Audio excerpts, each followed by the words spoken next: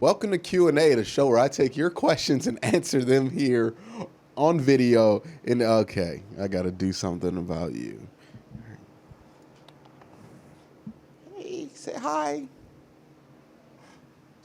Okay, now we can begin, and welcome to Q&A, the show where I take your questions from YouTube and Twitter and answer them here in video format on this show. And we're going to start off with the first question of the day, which is from The Big Hurt, who says, what do you think of the ideal of trading David Njoku to the Jags for YANNICK NGAKOUE? Does it hold any weight?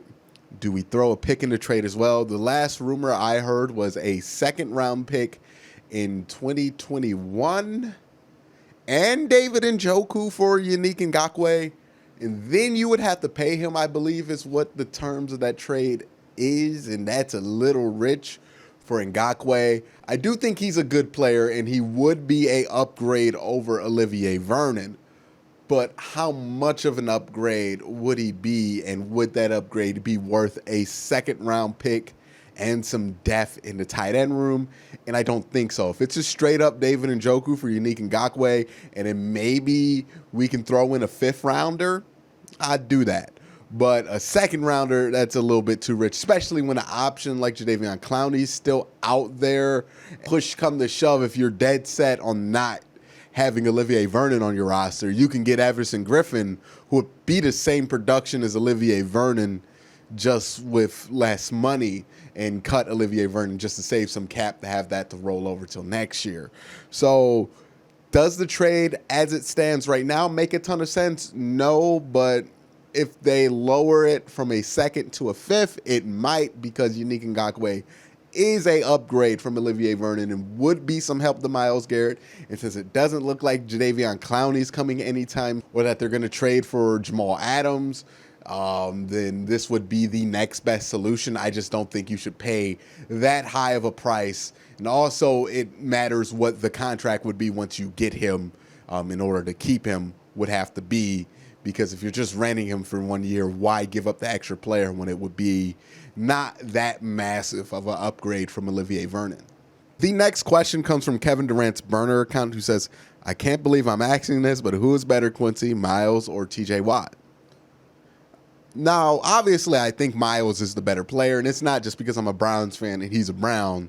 Myles Garrett can just do more athletically, physically, and skill-wise than TJ Watt. Now, TJ Watt is very productive, very useful, and very good. I don't want to take anything away from him. He had a very great year last year, but if you give me the option of a pass rusher on any given play, I would take Myles Garrett, because Myles Garrett's more versatile. He can play inside and outside in the even front. And he's really good against the run, also really good against the pass, and is, in the truest sense of the word, and I don't think there's a lot of guys like this now, a anchor on the defensive line, to where when he's not out there just in a game, not even like when he gets suspended, but when he's not out there for a drive, you know immediately, because Myles Garrett just holds down his defensive line in a different way than anybody else in the NFL. The next question comes from the NZ Takeover, who says, what do you think is our most underrated coaching acquisition? Now I'm going to adjust your question a little bit, but the most underrated or under-discussed acquisition, I think, is Bill Callahan, the offensive line coach. This is going to be significant for two reasons. One, he coaches the offensive line. That was a huge problem last year. And the other one is because he is the only coach on staff on the offensive side of the ball with significant head coaching experience. You have a first-year head coach in Kevin Stefanski. You have to imagine that his experience as a head coach is going to come into play during the season in how Stefanski prepares himself. So that is most definitely a underrated acquisition. The next question comes from Billy Moss, who says, who would you like more for the Browns to sign, Clowney or Jamal Adams? Clowney. Clowney is just more practical, and he immediately solves a problem on that defensive line that I think still needs to be solved, which is flexibility and ability against the run. Jamal Adams does answer some questions, specifically signal caller, also helps out with the linebacking situation, but that's more of a luxury to me. He would be a nice cherry on the top piece for the defense to make it elite. But if you just had to get one, definitely Jadeveon Clowney, because stopping the run is going to be at a premium in this division, and nobody's going to help you stop the run better than Jadeveon Clowney. The next question comes from Mikey Too Nice, who says, what do you think of Odell coming back to MetLife for the game against the Giants and the Jets? Also, what do you think of both the Browns and the Giants this year? The Browns, I've said I think they're going to be 9-7 to about 11-5. I think that's their win total range. I think 9-7 is their floor.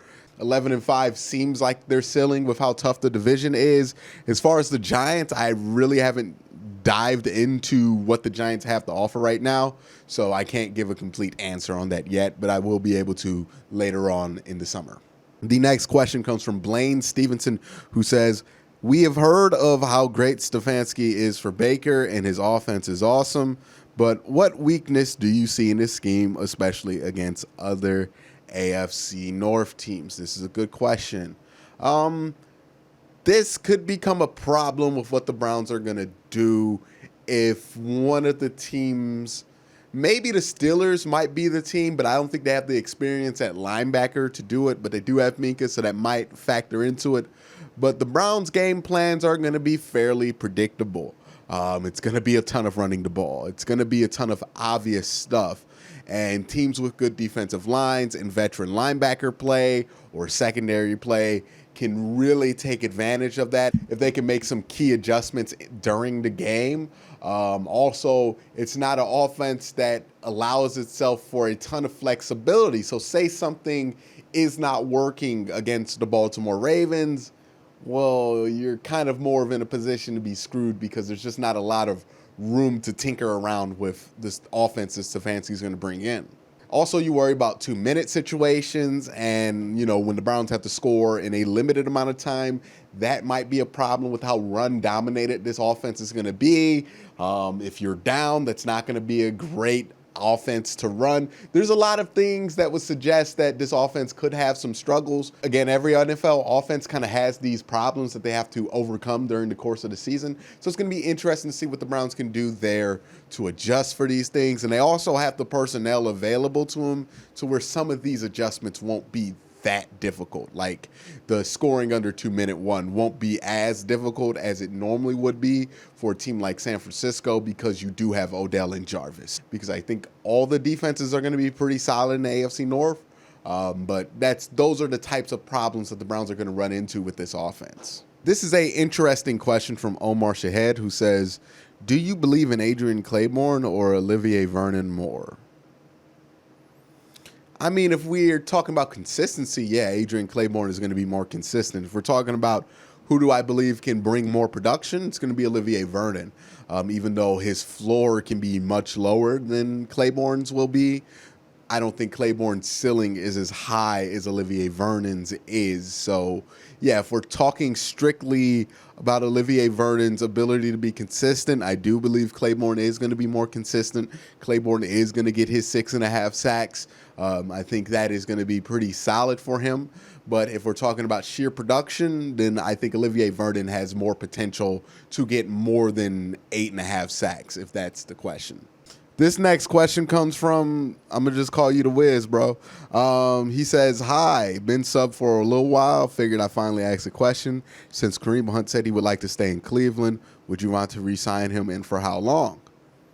It depends on what the money is. I mean, like if he's willing to take less money to stay in Cleveland, God bless him. He can sign here for 2-3 years, get, probably around $8 million a year, and he'll be fine. Or maybe if Nick Chubb becomes too expensive, then you give less money to Kareem Hunt and have him anchor the offense. It's going to be interesting to see what happens with Kareem Hunt. It's happy to hear that he wants to stay in Cleveland, but ultimately I don't know how much effect that's going to have over what you can offer Kareem Hunt in the long run. The next question comes from William Anderson, who says, what's your take on Billings replacing Ogunjobi on the inside and seeing Ogunjobi more reps at edge defender? I don't want to see Ogunjobi as an edge defender. I know he's good at rushing the passer, but he's usually good at that from the interior position. Even when the Browns were starved at edge rusher after Myles Garrett got injured, they put Sheldon Richardson at edge rusher instead of Larry Ogunjobi for a reason.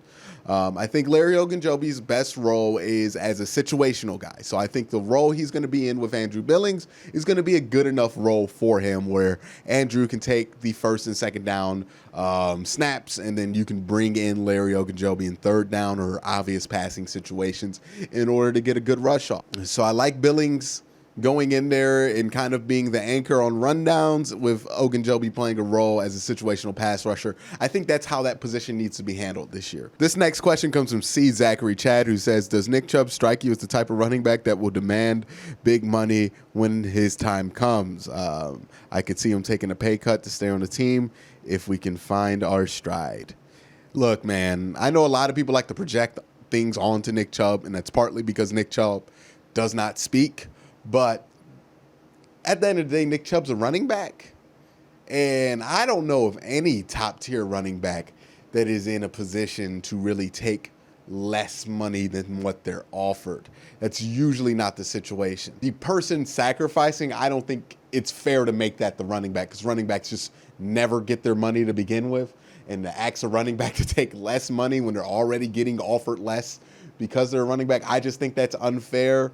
And I think it's kind of an unfair expectation to ask a professional athlete to take less money. Now, that being said, if everybody's going to want to stay under the cap, the guy who's going to have to take less money is going to be the quarterback. Now, is Baker going to be willing to do that? I wouldn't expect him to, and I wouldn't be mad at him for not doing that. But that's the question you have to ask. I know Nick Chubb's quiet. I know he doesn't seem like a guy who's going to hold out for more money, but also I don't think a running back in any situation with any personality is in any position to take less money than what people are willing to offer on the open market, if that makes sense. So I get where you're coming from for that question, but I also don't think it's fair to prescribe that to Nick Chubb and ask Nick Chubb to take less money when he's already a running back. But good question. And that's all the questions for this week's Q&A. Thank you guys for watching. And if you want to ask a question, don't forget to hit that like button, hit the subscribe button, and ding that notification bell so you can be notified when I put the question tab up in the community tab. It always goes up at about 7 on Thursdays usually. So be ready at that time early in the morning. If you want to ask a question on Twitter, follow me on Twitter. You'll see the link when I post it there. But again, guys, thank you guys for watching. Have a great day and have a good night.